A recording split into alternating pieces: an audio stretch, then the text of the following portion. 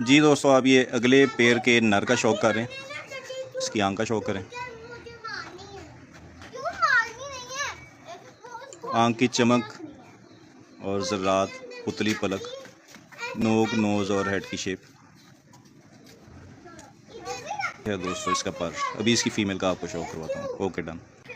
जी दोस्तों, आप ये इसकी फ़ीमेल का शौक कर रहे हैं, ठीक है।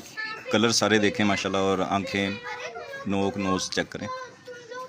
ये इसकी आंख का शौक है। पट्टे पट्टियाँ फॉर सेल हैं। अभी उनकी वीडियो भी आपके साथ शेयर करूंगा। 030847777737।